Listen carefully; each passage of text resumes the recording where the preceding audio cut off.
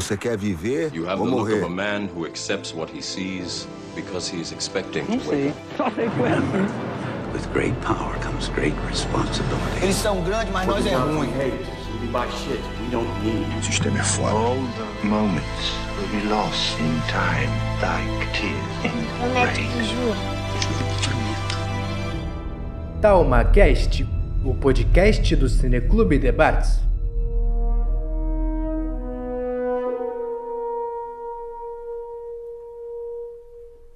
Olá pessoal, estamos começando mais um episódio do nosso programa. Estamos aqui então tentando adaptar o modus operandi do nosso projeto de extensão que atua aqui no Instituto Federal Fluminense Campus Bom Jesus. E esse programa aqui é um programa que sintetiza toda essa adaptação metodológica, vamos assim dizer, mas também é uma forma da gente chamar e convidar quem fez parte dos 5 anos do nosso projeto para poder relembrar histórias, discutir obras que estavam na lista para a gente já discutir. A gente não tinha oportunidade, muitas vezes por causa do distanciamento, né? Muitos nossos parceiros, os integrantes, né, desses 5 anos que participaram dessa jornada estão espalhados pelo Brasil. E aí, com o uso das redes sociais, a gente, principalmente no Instagram, a gente está conseguindo aproximar todo mundo. E hoje é um episódio particularmente especial para a minha pessoa. Vamos conversar com o Daniel, um grande companheiro de conversa, de compartilhamento de olhares, compartilhamento de emoções, de sentimentos. Uma pessoa que, pessoalmente, eu tenho um apreço muito grande pelos momentos, pelas conversas, pelas discussões que a gente já fez, e isso fora do projeto, finalmente, agora dentro do projeto, inclusive sobre esta obra, que é a obra escolhida Jurassic Park, tanto no campo da literatura quanto no campo do cinema. E é muito emocionante falar de Jurassic Park, não só como fã, mas também como alguém que descobre esse universo, né, que são as obras literárias a partir do cinema, né? Então, assim, vamos falar um pouco sobre o que a gente, como o Jurassic Park é importante para as nossas vidas, foi importante e é importante ainda, na medida que todo ano, pelo menos uma vez ao ano, a gente tem que rever, mas também discutir questões profundas que tanto o livro quanto o filme permitem que sejam aprofundadas, né? Então vai ser um bate-papo muito bacana, muito gostoso. O Daniel tá chegando aqui. Fala, meu amigo. E aí, meu amigo, como é que você tá? Eu tô bem, cara. Assim, na medida do possível tá tudo bem. E você, tá tudo bem? Cara, tudo maravilhoso, principalmente agora tá aqui com você, né? Como você tava falando anteriormente, é uma coisa que a gente tá adiando já há tanto tempo, né? Há anos já deu pra sair 2 filmes da franquia, a gente não fez isso. Então, tô maravilhoso, cara, maravilhoso. Agora, com essa, né, finalmente colocando isso, né, de tanto que a gente conversou na época do IF, estamos hoje aqui conseguindo realizar essa vontade, né? Cara, isso que eu acho legal, Daniel, porque eu tive o prazer, né, o privilégio de ser professor do teu irmão. Você fala seu privilégio, mas eu diria que foi meu privilégio, né? Porque eu te conheci quando eu estava me formando a minha primeira formação no IF foi com informática, né? Então, eu te conheci porque você era professor do meu irmão. Então, assim, a gente fez aquele laço exatamente porque, eu acho que a cultura nerd, ela tem essa mágica, né? É o seu CPF sem você ter que apresentar ele, né? Então, a gente se conheceu assim, meio que nos corredores do colégio e fomos conversando. E mais tarde, né, na minha outra formação com o técnico meio ambiente, você veio ser meu professor também. Eu acho que foi quando a gente realmente mais conversou, assim. Foi. Né, porque eu logo depois comecei a estagiar, você sempre estava lá na parte da manhã, então a gente começou conversando. Então, já é antiga, é pré-histórica a história já. Justamente. E por que eu faço questão de lembrar isso? Porque como professor, ainda mais professor de uma área que é a filosofia, não é assim, gratificante, não há nada mais inspirador do que a gente conseguir estabelecer um elo comunicativo com aqueles que estão alunos, né? Alunos. Porque eu sempre gostei muito dessa forma. O aprendizado, né, é mútuo. Eu peguei várias indicações suas, inclusive de outras obras do próprio Michael Crichton, que é o autor do Jurassic Park, através de você. Então também houve esse né, de construção de uma amizade que eu acho fundamental dentro da escola e que a gente raramente vê, né? É uma coisa assim que eu aprendi com você até mesmo a construir o termo, né? Eu costumo dizer assim, até entre amigos professores que a gente tem em comum, como é o caso do Alas e tal, que tem um jeito muito parecido com o nosso de trabalhar, né? Eu tive a oportunidade também de dar aula, graças à informática e à música, né, que eu também tenho na vida nerdice, né? Eu costumo dizer a mesma coisa que você, cara, que é assim, e é uma coisa que eu já sempre te falei e vou manter.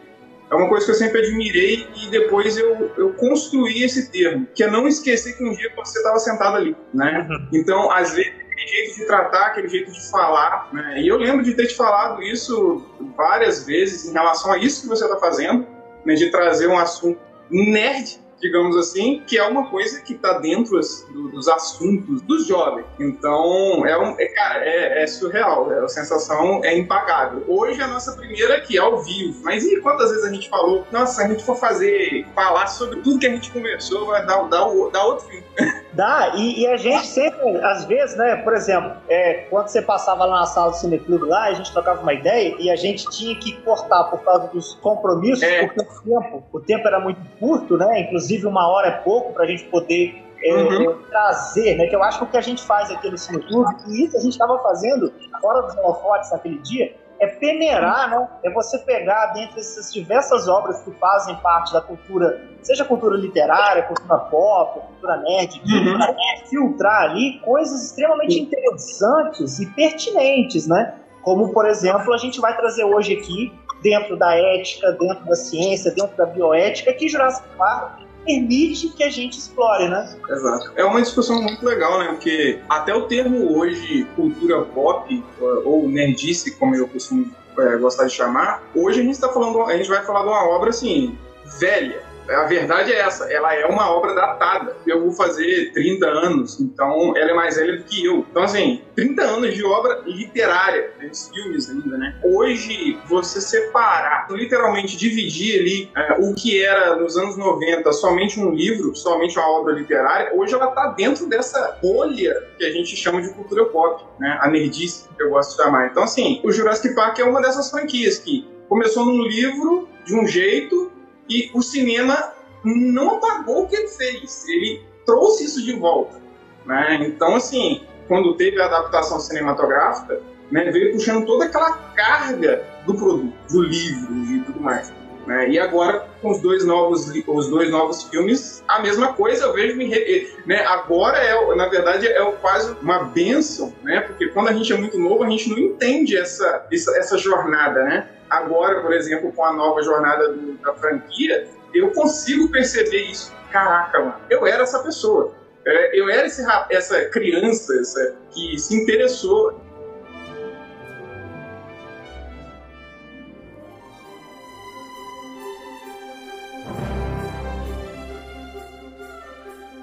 E isso é muito incrível, porque você, inclusive, já toca aqui no tópico que eu quero trazer. Jurassic Park, para muitos, se tornou uma obra conhecida na obra O Livro. Então, assim, quando Jurassic Park foi lançado, ele causou um terremoto na história do cinema e eu posso falar, né, como você falou, a gente chegou até hoje aqui por causa dessa franquia, por causa do Jurassic Park. Toda a construção minha como pessoa em relação à imaginação, criatividade, a magia do cinema, de causar um choque tão grande positivamente, cara, de toda sexta-feira, de 2 em 2 semanas, eu alugava aquela fita amarela na locadora, e aí, desculpa, eu vou revelar a minha idade, aí eu sou mais velho que o Jurassic Park. De alugar ela toda sexta-feira porque eu precisava beber mais daquilo, daquele espírito de cultura, daquela coisa que fazia renovar as energias. Então era quase um ritual assistir e reassistir Jurassic Park, que eu perdi a conta quando eu cheguei a 85 vezes, misturado VHS, televisão, cinema e por aí vai. No caso cinema não, mas porque quando foi lançado Jurassic Park 1, eu só assisti no VHS. Então eu aluguei, das vezes que passei na televisão, das vezes que eu perdi a conta depois de 85. E por que? Olha que doideira. Por que eu tô falando isso? Porque toda uma geração foi inspirada e toda uma geração tem acesso à obra pelo cinema e depois vai descobrir como o livro ele é muito rico em outros aspectos, que quando você assiste o filme você está vendo só a ponta do iceberg, e isso é incrível, você descobrir isso depois de muitos anos, né? Eu, por exemplo, fui descobrir isso já adolescente, que era um filme baseado no livro. E isso que você está falando, cara, eu não tenho como ignorar que toda a minha relação, inclusive para eu ter, dentro da minha formação como professor, trazer o cinema, tem o Jurassic Park ali, cara, como culpa. Com certeza. É interessante o que você falou, cara, porque eu vou até parafrasear o que você falou. Na minha época, VHS. Ou seja, olha como é que as coisas são diferentes. A gente era na época o seguinte, a gente via por fita, né? Eu também sou dessa época. Eu já fui o chato da cidade, né? Tipo, o Jurassic Park ficava indisponível por minha causa. Sério, era aquela capinha forma de pedra, né? Aquela foto estilizada. Eu desisti de contar, porque assim, o Jurassic Park ele tem uma participação na minha vida gigantesca, né? Ela vai desde da formação, desde dos interesses pedagógicos. Eu sempre fui criado envolto de natureza, né? Então, na minha vida, eu tentei ir para um lado diferente, né? Que é a parte mais tecnológica, tanto que eu tenho a formação na informática, né? Então, eu tentei isso, mas a natureza sempre me buscou, né? Eu me formei em técnico em meio ambiente, então eu sempre fui ligado a animais, coisas do tipo assim. E eu tenho uma dificuldade muito grande com o Jurassic Park, porque eu sei que foi ele. Eu costumo dizer o seguinte: o Jurassic Park ele não é um motivo do significado. Ele é literalmente o criador da origem. Por quê? Porque eu tenho a memória afetiva de ver Jurassic Park, mas eu não tenho a memória afetiva por gostar de dinossauro. Porque isso é uma coisa, mas a galera me chama de Dino por causa disso. Então, eu tenho um apelido temático, né? Claro que ele surgiu na parte musical, né? Eu recebi esse apelido com a causa de uma ex-cantora que esteve na minha casa e viu talvez uma estante que vocês não estão vendo aqui, que tem bonequinhos da minha época que eu não tinha idade de brincar com eles, né? Além dos meus livros e tudo. Então, ganhei esse apelido que muito me honra, tem muito significado para mim. Né, tirando a parte da formação, né, que eu quis buscar essa formação, o amor pela literatura, pelos filmes. Você falou uma coisa muito interessante também, que eu acho que é um comparativo válido. Eu sei que você também é super fã de super-heróis, mas a história se repete. A gente teve um boom muito grande, por exemplo, nas HQs da Marvel, nas HQs da DC, né? Elas já eram famosas, eram a base da história, só que depois que os filmes no cinema começaram a ficar famosos, a galera voltou a buscar aquilo. E o Jurassic Park talvez tenha sido uma das primeiras franquias a fazer isso. Tipo, caraca, eu tô vendo dinossauros. Eu tô vendo, tipo, aonde vem isso? Né? O livro, ele tem uma abordagem bem mais adulta, né? Ele é bem mais sério do que os filmes, mas aquela adaptação cinematográfica. Essa fita que você falou, eu comprei uma dessa, cara. E eu comprei pra botar lá na estante, porque o videocassete lá de casa, eu ainda vou restaurar ele, pra eu assistir essa nele. Mano, eu sou doido pra adquirir essa fita também. E sobre o livro, existem dois, né? Que é o Jurassic Park, que se baseia no Jurassic Park 1, e o The Lost World, né? Que é o Jurassic Park 2. Né? Então, assim, são dois livros. A gente sabe que são outros filmes, tem pelo menos 3 da trilogia principal, só que o terceiro não é baseado em livro, né? Ele é uma continuação, uma adaptação, né, cinematográfica de uma continuação não literária, mas também respeita muito bem as coisas que acontecem, enfim, dá uma continuidade boa à história. Mas procure os dois livros, tem em português, hoje inclusive é uma facilidade, que antigamente não tinha eles em português. Exatamente. Hoje está em português. Você acha aí, nas lojas famosas para comprar o livro, você acha os dois em português. Eu super recomendo a leitura. Eu até recomendo você ler e depois você ver o filme. Vai ser uma experiência totalmente nova. Tipo, o filme já é bom, o livro já é bom, separadamente, individualmente. Mas se você conseguir unir as duas coisas, vai se tornar outro filme e outro livro para você. É como se fossem duas obras, né? É como se fosse corpo e alma, vamos dizer assim. Duas faces de uma mesma coisa, mas são duas obras que têm desenvolvimento, inclusive de personagens e de narrativa diferente. Como o personagem, né, o Ian Malcolm, ele tá aqui no livro e como ele tá no filme, que é muito interessante como ele traz a teoria do caos, ele traz toda uma discussão até filosófica para dentro da narrativa. E no filme você tem ali, né, um pouco tempo de tela. Uma coisa curiosa, o Daniel, que eu observei. Quando eu assisti o filme, e o filme ele traz uma narrativa onde o Alan Grant, ele é como se fosse ali o protagonista, o herói e tal. E o coadjuvante. Aí, no segundo filme, O Mundo Perdido, o Ian Malcolm, ele é o protagonista. Aí eu falei assim, gente, tem um negócio estranho, porque o Alan Grant, ele é colocado como o cara que tem uma iniciativa, ele que tem coragem de peitar o T-Rex lá com o sinalizador. Eu vou até fazer um grande parênteses, né? Pegando aquele padrão do Indiana Jones, o aventureiro. Um chapéuzinho e tudo. Perfeito. Então, assim, a narrativa cinematográfica leva a gente a ter um apreço por esses personagens. Quando você vai ler o livro e você percebe que e é o contrário, o Alan Grant, ele é uma espécie de coadjuvante, porque o Ian Malcolm é o cara que sempre traz a discussão.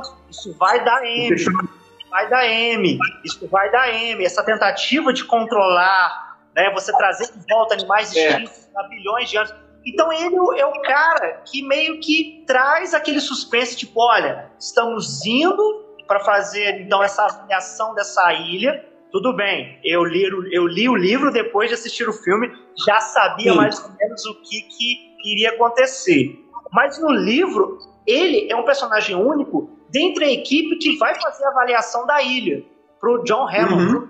Então, assim, essa virada da atenção que você dá ao Ian Malcolm no livro, cara, isso causou para mim assim, um processo de redescoberta do Jurassic Park. Eu até acho interessante frisar o seguinte, que o Jurassic Park filme, ele deixa uma coisa de fora, que é o fato de que nós temos o dono do parque, mas ele não é sozinho. A gente só foi conhecer o outro cara que no livro ele é a parte lógica da coisa, é o humano, digamos assim, que é o Lockwood, né, no Jurassic World. E para mim foi um dos pontos muito positivos do Jurassic World. Tem outros, né, mas a gente não vai tocar ele agora. Então, assim, você já tem isso na estrutura do livro, diferente do filme. Você tem dois criadores que pensam muito diferente um do outro, né?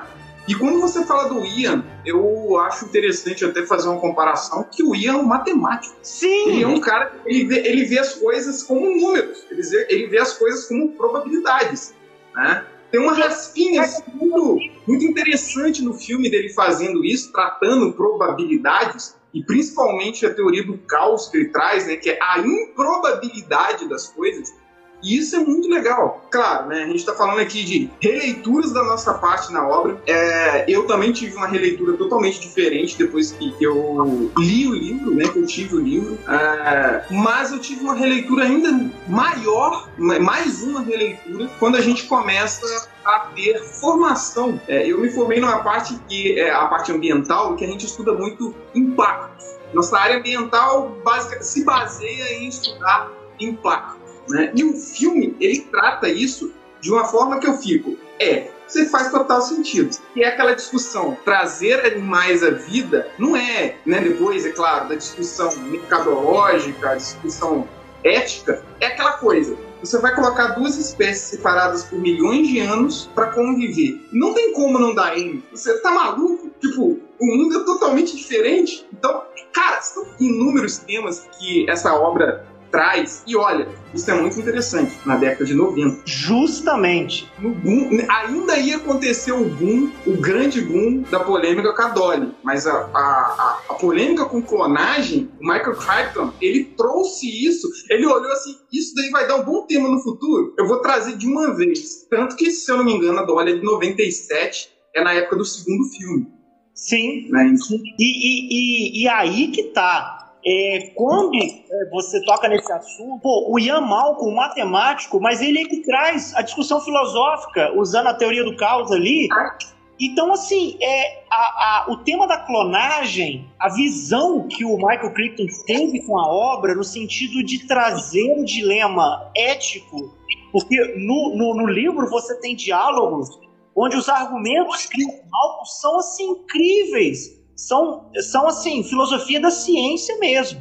E aí, nesse ponto, você descobre que os limites, até limites poéticos que o cinema permite. Porque se você fala de uma linguagem audiovisual que trabalha com imagem, e aí um livro que trabalha com texto, uma linguagem diferente, você permite exploração diferente de assuntos. Então, eu me recordo do filme, de uma cena, porque depois que você leu o livro, a gente conheceu o filme, a gente já viu mais de 80 e lá vai cacetada vezes, aí a gente descobre o livro, e depois a gente assiste o filme de novo, depois de ler o livro. Aquela cena do almoço, assim que eles chegam na ilha, eles estão almoçando e rola uma discussão ali, onde o John Hammond pergunta a opinião de cada um, e ele até brinca que o único que fica do lado dele é o advogado. É sensacional, porque aquela pincelada de discussão filosófica e crítica que acontece, ela está no livro o tempo inteiro. Sim. Então, uma cena de 5 minutos no livro é uma pegada de narrativa que vai, dependendo do fluxo da leitura, vai levar dias. Essa pegada no filme, ela é bem curta. Ela foi bem feita, né? Para o texto cinema, ela foi muito bem feita, porque coloca eles de frente um com o outro, mas no livro é isso a todo momento. É tipo, né, sendo bem frio, o livro ele trata de mortes como consequências disso. Sim. O filme, poucas mortes. Tanto que o livro, como a gente falou, ele é muito mais pesado do que o filme. A gente sabe que a classificação etária do filme é baixa, né? Afinal, tem que agradar o público. E, gente, eu tô falando como uma pessoa que cresceu mordendo brinquedos de plástico de dinossauro, e hoje eu falo sobre isso aqui numa live com o meu amigo. Dinossauro é pra criança. Quem avança a linha estuda isso. O sonho da minha vida ainda claro, é trabalhar com isso, então eu não desfiz. Existe uma ciência própria para isso, né, que é a paleontologia. Aí é até interessante, né, que a gente tinha falado do Indiana Jones, que é um arqueologista, né? Então, assim, o Spielberg ele foi genial, tipo, tava no auge, vamos trazer esse acadêmico explorador, né, e vamos adaptar ele novamente. A diferença é que agora, ao invés de ele correr de nazista, eles vão correr de dinossauro. Então, perfeito. É muito interessante, mas o Jurassic Park filme, ele, apesar da época, hoje, ele é uma franquia, eu diria que infanto-juvenil. Isso até traz uma polêmica muito grande em relação ao cientificamente correto, né? Se você quiser, a gente pode até falar sobre isso, porque assim, eu sou um amante dessa área, então existe muita discussão científica em relação aos dinossauros. Claro, o sonho de todo mundo é ver um dinossauro, apesar que vocês o veem todos os dias. Se você vê uma ave bater na asa, vocês estão vendo dinossauros, porque as aves são descendentes de dinossauros. Então, assim, existe toda essa polêmica. Não, o Jurassic Park trouxe animais muito lisos, animais mais cartoonizados, né? Mas eles são vistos como produto. A ciência, ela aborda os dinossauros de uma maneira diferente. Tem muita coisa no filme que é ciência pura. E aí é onde a gente entra naquela contextualização. O que se sabia lá na década de 90, né, não é o mesmo que nós sabemos hoje. Né? Até mesmo em pesquisas. A ciência está aí para trazer os questionamentos e, né, reestruturar, reprovar. Né? E o Jurassic Park, como da franquia, ele traz algum desses estudos, né? Ele não tende a querer se tornar cientificamente correto, né, porque não é o intuito dele. Né, o Jurassic Park, apesar de tratar de dinossauros, se formos falar do técnico, eles não são dinossauros, eles são clones, híbridos, né, até acho que você deve ter lido bastante sobre isso nos filmes mais novos, né, muita gente falou, mas isso é estranho dos híbridos aí no filme, eles sempre foram. Então, enfim, o Jurassic Park ele traz muito dessas discussões, né? E hoje, até por trás das telas, né, se tem essa discussão. E eu acredito você vai concordar comigo, o Jurassic Park ele é um grande chamariz pedagógico. Com certeza. Você gera interesse, independente se o bicho era para ter pluma ou não era para ter pluma, o principal ápice da franquia é criar eu e Rafael, curiosos, crianças, jovens, que tipo, mano, eu tenho que saber mais sobre isso aí. Seja para se tornar um paleontólogo ou uma pessoa da área ambiental, biológica, que é o meu caso, seja para a área filosófica, que é o caso do Fael, né? Com toda a discussão que o Jurassic Park traz, né, da ética, bioética, o 2 ainda traz até sociologia, né, que é ali a questão do povo não saber dos bichos, né, e aí os outros também vão abordando sobre isso. Cara, é uma infinidade de coisa que a gente vai ter que fazer umas 6 versões desse bate-papo, que nem a franquia. Nós vamos fazendo. Porque você falou aí, eu fiz várias anotações aqui, e eu vou, assim, começar do ponto final. Quando você fala de que o Jurassic Park ele tem um papel pedagógico incrível, e que ele tem essa função de inspirar, de provocar e de cativar as pessoas, e no caso, nós fomos cativados ao ponto da gente pensar, né, e colocar em prática um tipo de visão sobre a educação diferente da visão tradicional. Ou seja, quando a gente deixa e a gente dá o devido valor para obras cinematográficas que mexem com a nossa existência, de trazê-las e usá-las, a gente está falando de uma educação que conecta com afeto. Não é uma educação meramente racionalizada. A gente já conversou sobre isso várias vezes. E a gente quer mudar a relação professor-aluno para uma espécie de amizade, que isso é revolucionário, onde o processo do conhecimento ele se torna prazeroso.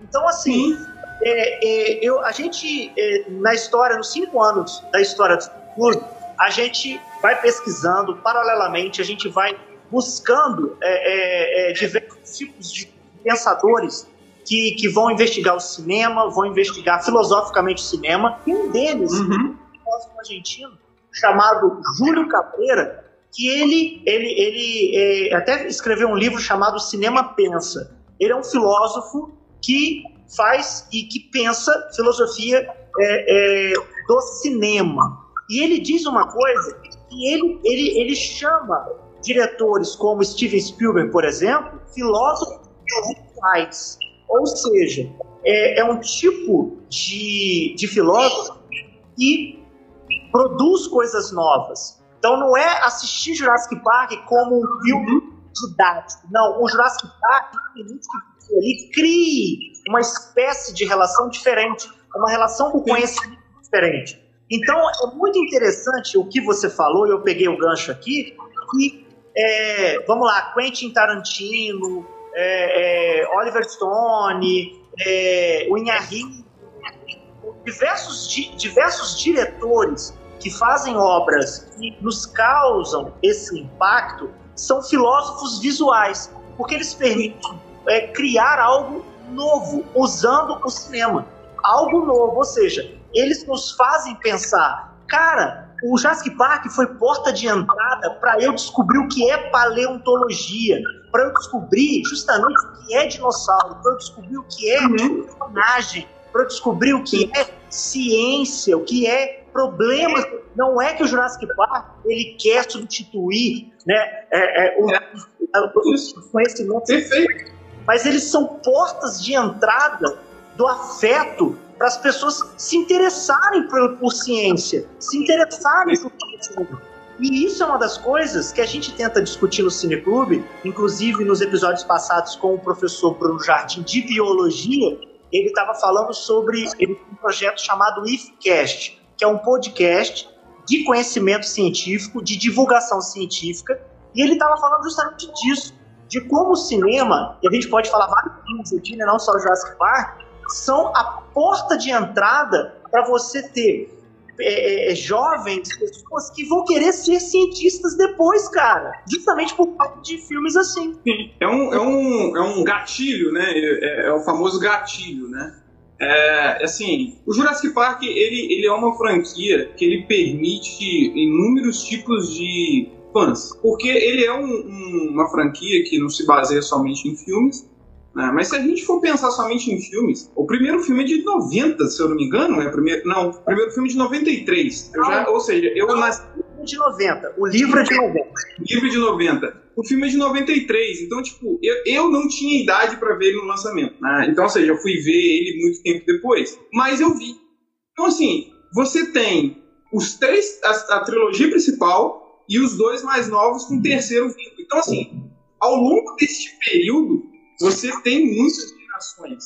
Você vê, o Rafael é de uma geração, eu sou de outra, como eu já conversei com outras pessoas de gerações até mais novas que eu, e tem uma visão completamente diferente, até um pouco parcial desse sentido. Por quê? Querendo ou não, como a gente falou, é uma franquia datada. Então, e é uma coisa que você gostava muito de falar, que é a sensibilidade. A sua sensibilidade para as coisas é diferente da minha. E a sensibilidade, ela vem junto com a construção do que a gente está vendo. Querendo ou não, eu vi muito tempo depois de 93, mas eu estava mais próximo, né, do boom que foi, né, ou melhor, o resquício do que foi o grande boom do lançamento, do que quem hoje está pegando o filme e vendo o primeiro, ou lendo o livro. Então você tem que ter um olhar muito mais atento. Claro, né, eu sempre recomendo as pessoas verem qualquer coisa, ou lerem qualquer coisa que tem um grande nome, tentando ignorar o nome. Então, hoje Jurassic Park tem até parque temático na Universal. Universal Studios tem um parque só para o Jurassic Park. Então, assim, é um nome que monetariamente move montanhas de dinheiro. O Jurassic World desbancou o Avengers no cinema. Então, são coisas assim, move desde brinquedos a filmes, a livros, a jogos de videogame, e é uma área, inclusive, que eu estou muito ligada hoje, né, porque eu me tornei stream de jogos na Twitch, então é uma coisa que a gente vê como a franquia está se adaptando a novas formas de contar a história. Você deve estar sabendo, óbvio, do Camp Cretaceous, né, a animação da Netflix. Ainda não assisti, mas eu vou assistir. Eu também não assisti ainda não, mas é uma nova forma de contar, né? Tá numa animação, não é um filme. Claro que vai ter o filme, então ela vai se adaptando. Então, assim, esse gatilho continua. Eu tive a oportunidade de conhecer algumas pessoas, jovens inclusive, que conheceram o Jurassic Park, né, nem pelo livro e nem pelo filme. Conheceram pelo jogo Lego. Então, tipo, literalmente crianças. Eu tive a oportunidade de conversar com uma amiga, parte de irmão, que é meu grande amigo mesmo. Quando eu conheci ela era criança e estava brincando com o bonequinho da Pooh. Então, assim, símbolos. Sim. E numa pequena ela, o Rafael, cara, eu chego a me arrepiar de falar disso. Ela repetiu a mesma coisa. Eu quero trabalhar com dinossauros. Eu olhei aquilo e falei assim, eu não acredito que eu tô vendo isso. Eu viajei no tempo e estou me ouvindo falar. Esse gatilho pedagógico, eu acho que ele é o principal tesouro dessa franquia, porque você tem inúmeras áreas que você abre o interesse, seja no tema direto da franquia, né, que é o dinossauro, é o animal pré-histórico, mas você tem pessoas que se tornam cineastas, se tornam especialistas em animatrônica, que se especializaram nisso porque a tecnologia do filme foi inovadora. Tipo, você usar animatrônica do filme. Se você for separar filetinho de DNA desse filme, dessa franquia, você tem, assim, vários gatilhos, né, que trazem a curiosidade. Porque a educação, ela começa a partir da curiosidade, né? Sim. A criança, o jovem, ele trabalha muito melhor, ele absorve muito melhor quando ele está gostando do que ele está ouvindo. Nós, adultos, somos assim. A criança é só uma versão miniaturizada nossa. Então, novamente, voltamos na primeira coisa que você falou, é lembrarmos que um dia estávamos ali. Lembrarmos que hoje, aqui a conversa, é o Jurassic Park, que motivou eu, Daniel, motivou Rafael, motivou muitas outras pessoas, né? E vão motivar, e estão motivando definitivamente. Então, quando você fala de gatilho pedagógico, cara, é para mim o que o Jurassic Park significa. Eu tô aqui hoje exatamente por causa disso. E é tantas áreas de estudo, né? Desde a parte musical, a parte, né? John Williams, cara. O John Williams fez a trilha sonora do Jurassic Park. Eu sou músico. Esse cara é quase um deus na Terra para um músico. Então, assim, o cara fez a trilha sonora do Jurassic Park. Olha como é que eu posso sair do que o Jurassic Park fez na base, que foi o amor pelos dinossauros, e eu vou até pro lado da música, que é uma área que né, que eu atuo também. Então, assim, cara, é muita coisa. É muita coisa pra falar.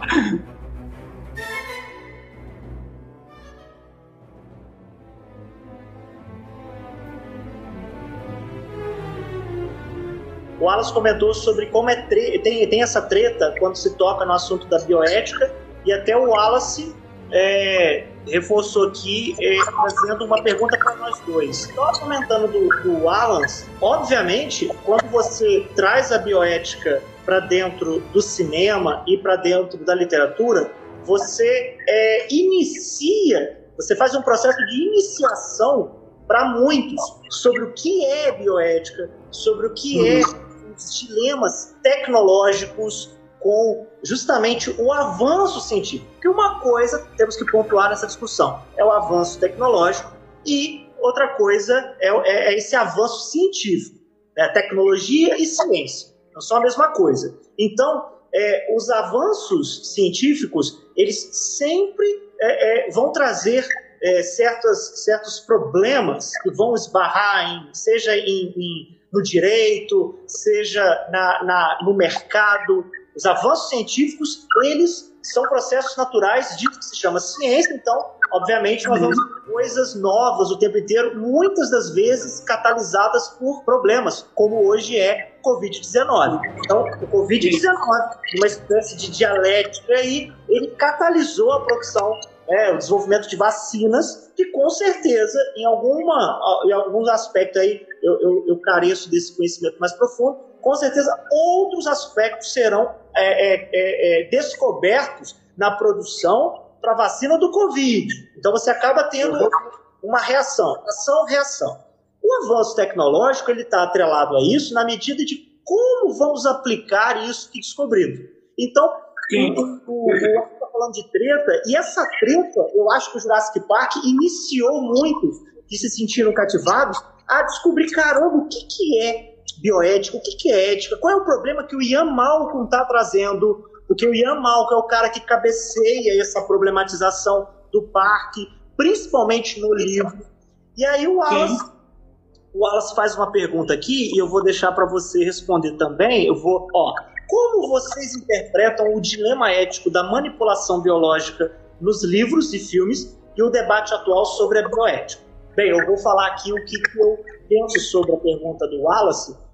O dilema ético da manipulação biológica, no livro é uma coisa, no cinema os dois são a mesma coisa, mas no livro é uma abordagem bem diferente do cinema.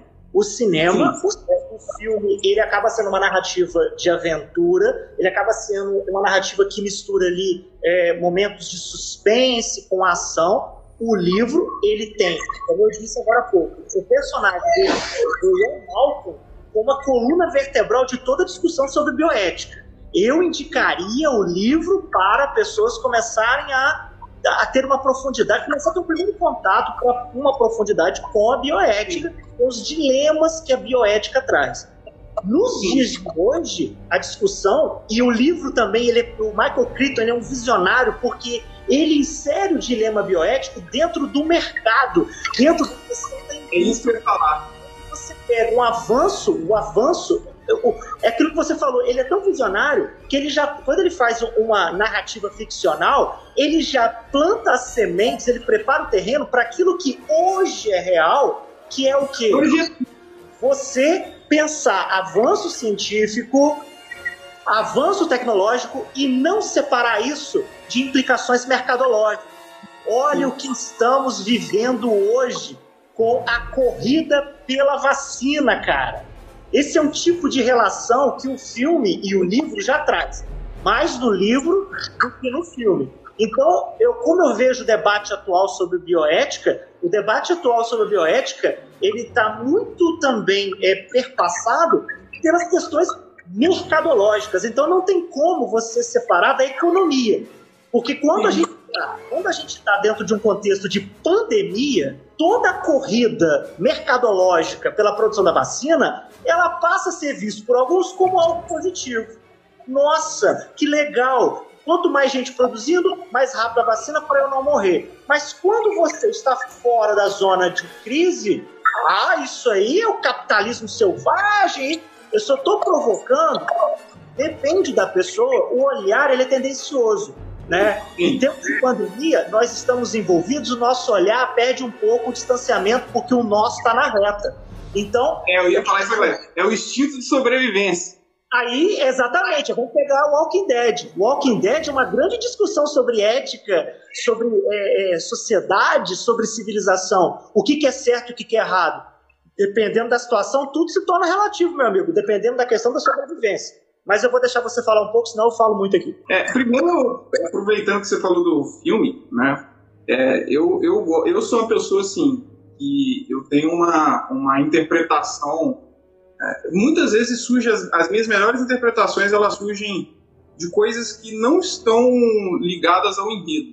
Você falou uma coisa muito interessante entre tecnologia e ciência, né? Ambas, né, têm ali a sua importância, né, total importância, tanto na construção de uma como na construção de outra. O exemplo disso, a ciência deu um boom gigantesco quando a gente conseguiu fazer microscópios. A gente entendeu muito mais as células a partir desse momento. Assim como isso só foi possível graças àquela pessoa que conseguiu manufaturar uma determinada lente de vidro para chegar a essa conclusão. Então são duas coisas que, né, estão juntas. E essa lente não surge com essa necessidade, né? Então, mercado, o crescimento tecnológico em termos de equipamento está atrelado à ciência, né? Claro, se a gente for puxar historicamente, talvez a gente se choque da ciência ser mais velha, mas isso é muito relativo, porque a idade ela é relativa conforme o termo que você está usando. O que é ciência e como ela era questionada e como que ela era feita há séculos atrás, e o que hoje é mercado, que hoje é aparelho. Uma roda de pedra não deixa de ser um equipamento útil. Então, até nisso, elas é como se fossem polaridades reversas de um ímã, né? Você não consegue discutir, você não consegue tendenciar para qual das duas é a correta. Os aparelhos, o mercado surgiu por causa da ciência, a ciência surgiu por causa do mercado. Não, são coisas da mesma discussão, né? Eles fazem parte do mesmo DNA, nesse sentido. Só que o filme, ele trata uma coisa muito interessante, que é a parte do laboratório. Nossos cientistas descobriram e foram capazes de fazer coisas que não éramos capazes de fazer. Como eu falei, eu sou uma pessoa que prezo muito por símbolos não escritos. E a cena do filme, quando ele está manipulando geneticamente com uma luva, é exatamente o que a gente está falando. Manipulação genética é um estudo, mas sem as ferramentas corretas, né, que por sua vez são concluídas através também da ciência e de estudos, olha como é que as coisas estão atreladas, o filme aborda muito bem isso. É uma coisa que passa despercebida, a câmera está passando dentro do laboratório e você vê um cara na frente de uma tela com uma luva mexendo na cadeia de DNA em tempo real. Então, passa muito despercebido, né? Só que a gente vê que o filme também faz questão de abordar o visual dentro, né? O visual canônico, né? Se a gente for falar das inovações técnicas do filme, né? Enfim, é uma parte mais cinematográfica. Mas as inovações técnicas que o filme traz, desde manipulação genética por robótica, por 3D, por aparelhos, que inclusive, mais uma vez, são visionários, né? Até mesmo processos, né? Como é o caso da fecundação em ovos de avestruz, coisas que, até hoje é difícil fazer isso, né? Então, o filme aborda bastante isso. E aí, aproveitando, né, fechando essa parte, é a parte visual, né? Nós tínhamos uma imagem do que era um dinossauro, né, do que era um animal pré-histórico, né? Talvez seja uma das imagens científicas que mais mudou ao longo das eras, né, da nossa era humana, estudando essa área, né, dos animais pré-históricos. E o Jurassic Park ele traz uma interpretação. Então, a partir de hoje, você olha para um dinossauro e fala, isso é um T-Rex, isso é um T-Rex. Então, assim, por mais que, novamente voltando nesse tema, por mais que o cientificamente hoje não seja aquilo que a gente vê no filme, qualquer um que bate o olho, isso é um dinossauro. Então, assim, o filme também é uma extensão da narrativa Porque se você pega o livro, vamos supor que alguém voltou daí ou nunca ouviu falar, vamos imaginar que ninguém nunca ouviu falar, nunca viu uma pintura nem nada, uma imagem na internet sobre um dinossauro. Se você pega o livro, pô, isso aqui é uma lagartixa gigante. Você vai ver o filme, tá. É isso que transcende o que eu conheço da vida real pro que já está morto há 65 milhões de anos. Isso é ciência pura. Os dinossauros do Jurassic Park, na época, faziam sentido através de estudos paleontológicos e até mesmo uma área que é recente hoje, ainda hoje é uma área em ascensão, que é a paleoarte. A paleoarte é o que transfere o pensamento de um paleontólogo que está nomeando uma nova espécie e transformando nos primeiros rabiscos, né? Aquilo que a gente vê às vezes num globo. Nova espécie foi descoberta no Brasil. Aí você vê aquele desenhozinho. Tudo ali é paleoarte, né? Aquilo ali daqui talvez, não vou exagerar, daqui a 10, 20 anos, e daqui a uma semana eles podem descobrir que o animal não é daquele jeito. Então assim, o filme ele é um bom recurso visual nesse sentido. Mas a parte bioética, né? E eu vou começar pelo seu final. A bioética, ela é uma coisa é uma treta muito grande, como meu amigo Wallace falou, né? É uma treta muito grande porque ela depende da circunstância que ela está sendo discutida. O que eu quero dizer? Eu vou levantar aqui um questionamento. E se a vacina fosse descoberta através de... Eu não vou exagerar dos dinossauros. Trazer os dinossauros da vida é uma discussão biológica mais complicada do exemplo que eu vou dar agora. Mas animais da era do gelo, que é uma era posterior dos dinossauros, tigres dentes de sabre, mamutes e tal, eles têm mais chances de serem trazidos à vida, até porque a gente tem alguns parentes vivos, né, para o estudo do DNA, o mapeamento, enfim. É esse exemplo que eu quero dar. E se a solução para o problema que nós estamos tendo hoje, a solução disso estivesse no DNA de um animal desse tipo? Mas aí é só sequenciar e fazer. Não.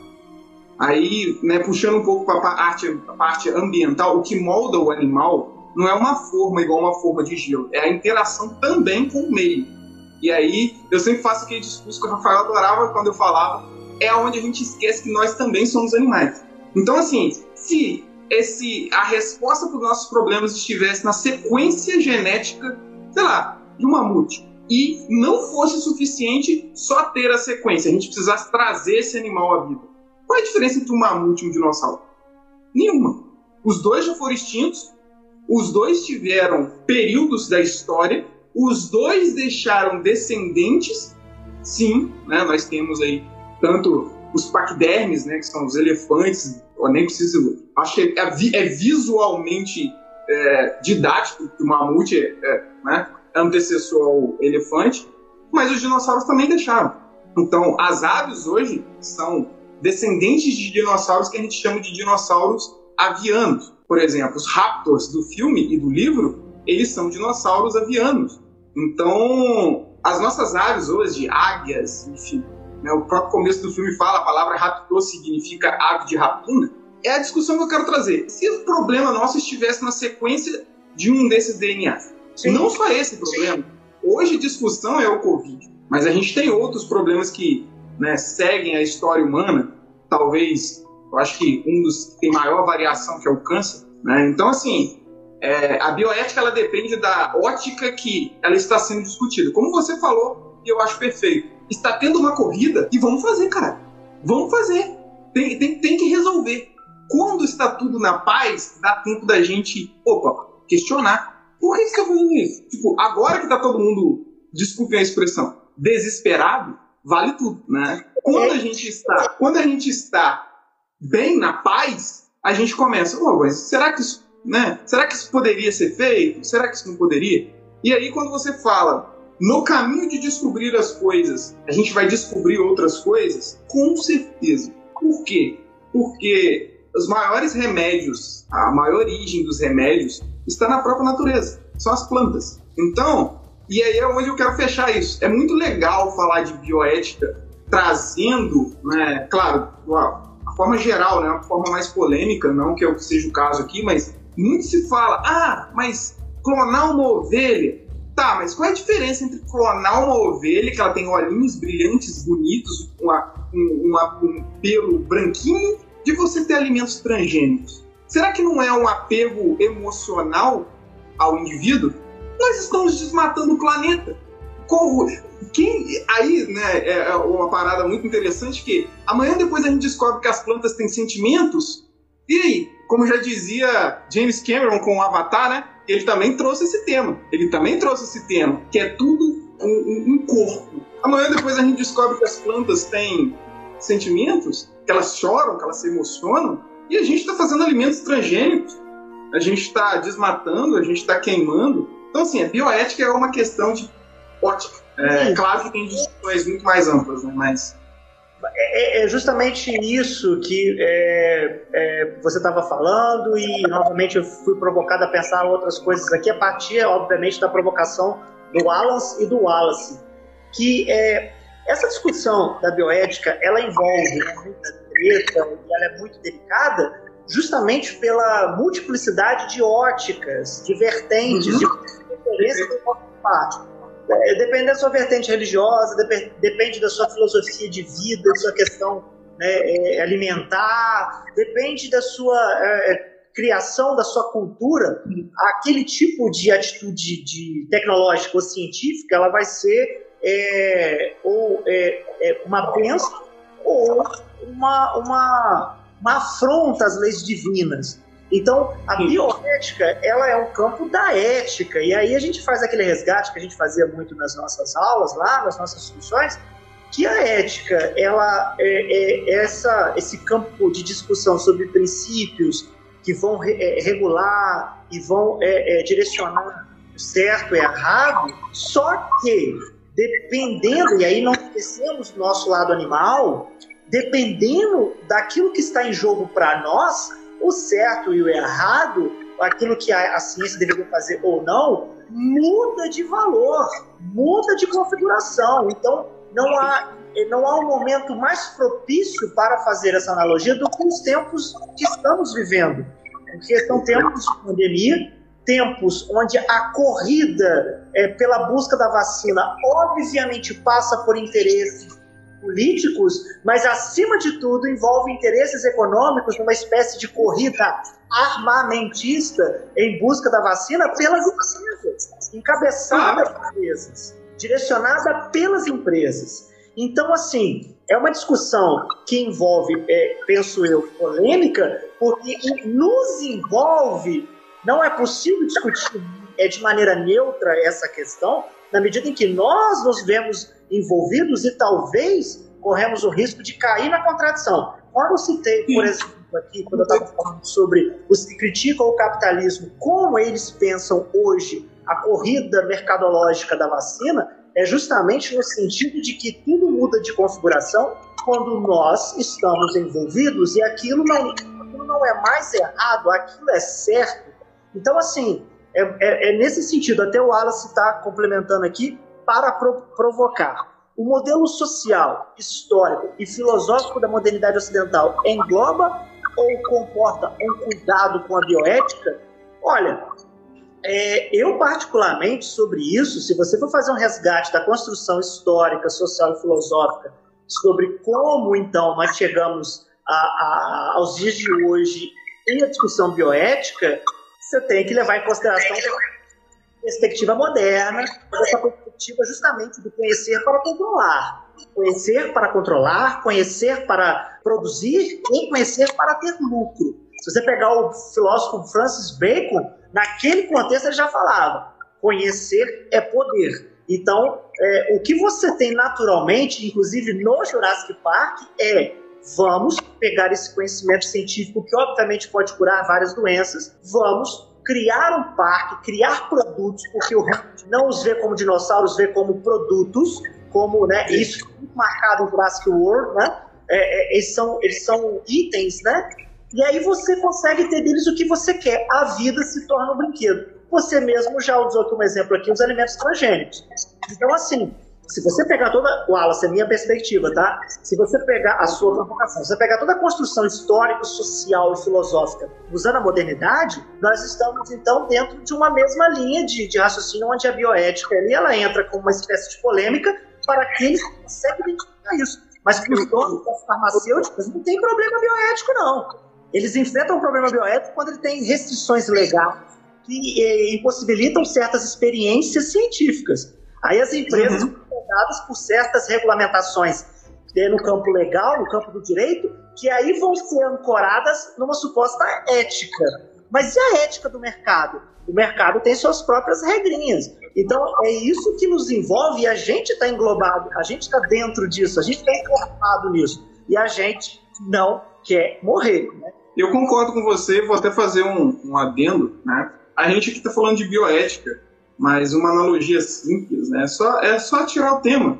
Seria você, por exemplo, hoje você ter geomapeamento. Quando a gente fala de privacidade, por exemplo, se você pega hoje aparelhos, satélites, você consegue fazer geomapeamento, você está tirando das pessoas, e hoje nós sabemos claramente que nós temos tecnologia para ver através de parede, a gente está vivendo uma perspectiva de que nós temos privacidade, né? Não, minha privacidade ela está mantida, né? Mas o geomapeamento, né, que é hoje uma das tecnologias mais utilizadas para você levantar uma hidrelétrica, você precisa mapear uma área, né, é a mesma discussão da bioética. Né? Enquanto está nos favorecendo, né, vindo através dessa construção, que eu concordo plenamente com você, através da construção a gente vê a importância, a utilização dessas técnicas e né, aprimoramentos ao longo do tempo. Se a gente for trocar o tema de bioética para o tema, ou para qualquer outro tema oposto que tenha a ver com a tecnologia, a gente sempre vai se chocar com a necessidade de querer fazer mais, de melhorar. E para isso, muitas vezes, a gente se choca, né, na grande discussão, que é até onde a gente pode fazer, até onde é ético fazer. Claro que as discussões, os pontos de vista, e como você pontuou perfeitamente, religiosamente, socialmente, culturalmente, politicamente, né? Então, ou seja, você tem muitos mentes no final, é engraçado, né, que o final é com mente de pensar, né? Então você tem muitos mentes, pontos de vista, como você pontuou, que no fim a discussão ela vem exatamente para poder questionar até onde a gente pode ir. Mas beleza, a gente não pode mapear uma área, mas e agora? A gente pode fazer o que estiver ao nosso alcance para conseguir essa vacina. A comparação entre privacidade e bioética, né, é a mesma. Né? Você ver através da casa do Rafael, você ver através da minha casa, ilegalmente, né, pode ter inúmeras interpretações para um bem maior. Né? A diferença é que a bioética está nos holofotes porque é uma vacina, é uma pandemia. Né? E se a gente quisesse usar geomapeamento, sei lá, em um país inteiro para chegar a algo que levaria a vacina? Se a gente precisasse usar geomapeamento na Amazônia para encontrar substratos e, enfim, algum tipo de planta que levasse essa cura, e as pessoas que lá residem? Isso não seria eticamente incorreto, então? Ou vale para chegar à conclusão? Então, quando a gente troca os temas, a gente chega exatamente a essa conclusão, né? Depende de quão desesperados estão, digamos assim. Essa questão envolvendo, primeiro, né, como a bioética surge e qual é o olhar sobre a bioética nossa? É um olhar ocidental? É um olhar de quem está vendo a partir de um ponto de vista específico? O interessante da bioética é que se é uma ética, problemas da ética no manuseio da vida, e aí, como eu disse, não tem como tirar isso dos avanços tecnológicos e científicos, como então você pega isso que é o bio aí, do bioética, que é vida, como então historicamente foi visto, por exemplo, dentro de questões bioéticas, o uso de animais, sejam eles ratos, coelhos, para experimentações no campo da produção de medicamentos. Né? Por que a bioética só incomoda em certos pontos? Por que a bioética só chama atenção para a clonagem? A bioética é muito mais ampla, a bioética é muito mais complexa, porque, como eu disse, fazendo um resgate etimológico, a bio... Então, a ciência, ela, meio que nesse sentido, ela faz certos sacrifícios em nome disso que se chama progresso, e que a gente já, historicamente falando, é um progresso, não de todos, é o progresso de quem tem acesso aos frutos do progresso, mas se você for fazer um resgate conceitual da bioética dentro desses contextos todos, nós estamos vendo um episódio novo com o Covid, mas essas questões são velhas. E aí, quando você pega uma obra, só fazendo um gancho, por que a gente traz bioética de Jurassic Park? Quando você traz uma obra que visivelmente é para provocar, a obra literária, ela tem toda essa intenção de trazer dados científicos reais e usá-los para fazer as pessoas pensarem. Pelo menos eu fui provocado a pensar, não fui provocado a descobrir tudo sobre bioética, mas a correr atrás, a pesquisar então mais sobre como a clonagem despertou discussões dentro das perspectivas religiosas, dentro das figuras, né, religiosas do contexto, né? Por exemplo, quando a Dolly e toda a temática por trás da sua clonagem levantou uma série de questões, e isso me fez não saber tudo sobre o assunto, mas me fez enveredar por essas áreas. Por isso que eu acho que curiosidade, e aí as obras que despertam curiosidade, que vão levar a uma busca pelo conhecimento, eu vejo como algo positivo. O próprio projeto trabalha com obras assim, trabalham com obras despertar isso. Eu vejo muito nos meus alunos, e isso eu já conversei com o Wallace diversas vezes, como é difícil e é desafiador essa provocação de você despertar ali uma fagulha, despertar ali uma chama de curiosidade, de interesse para que o aluno então venha nas aulas, faça os estudos, as pesquisas, debata com você. É difícil, e eu acho que certas obras podem provocar então esse início de jornada. Elas não são por si só plenamente científicas, porque elas têm várias lacunas que são preenchidas ali para a própria narrativa fazer sentido, né? Mas eu acho que são um ponto de partida para isso. Muitas vezes, né? Até para funcionar como produto. Sim, justamente. Até pra... Sim.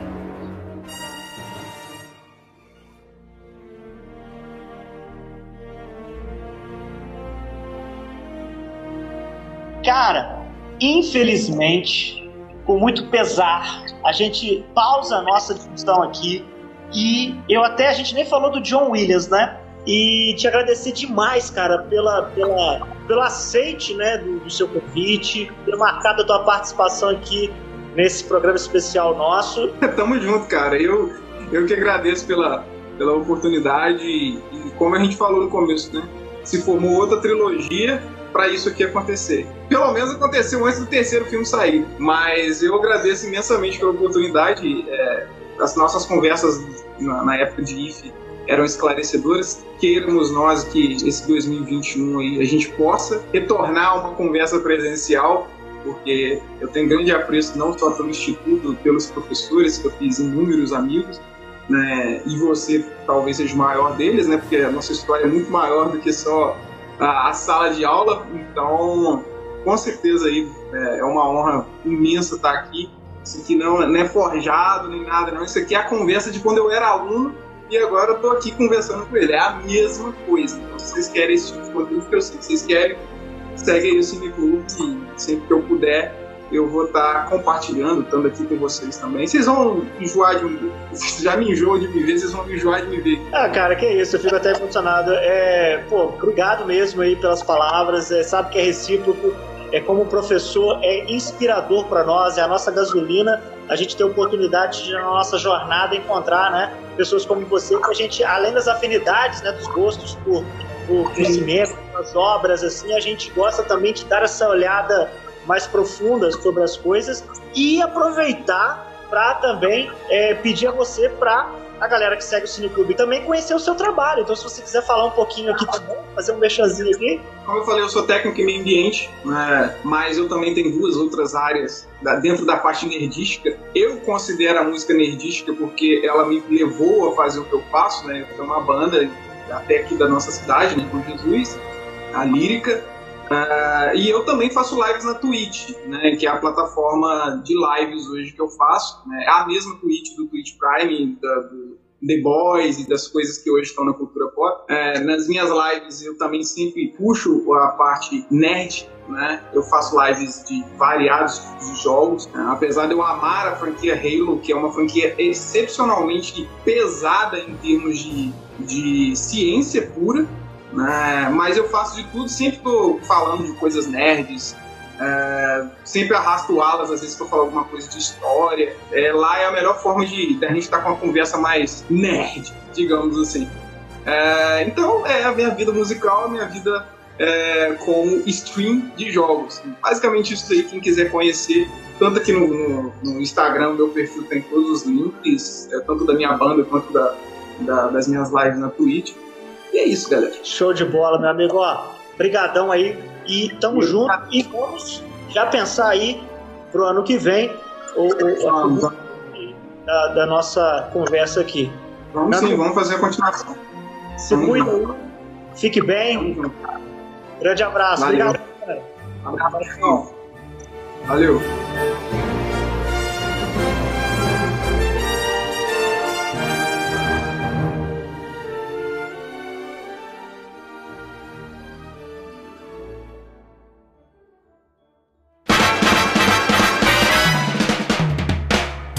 E aí, gostaram? Esse episódio faz parte das lives do Cineclube Debates na série do Instagram Audiovisual em Tempos de Isolamento Social, Possíveis Reflexões. Não se esqueça de compartilhar esse podcast.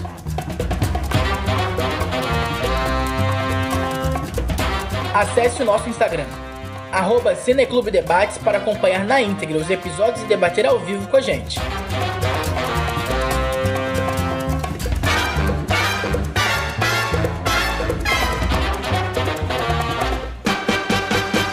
Quem assina a edição completa desse episódio é o Will.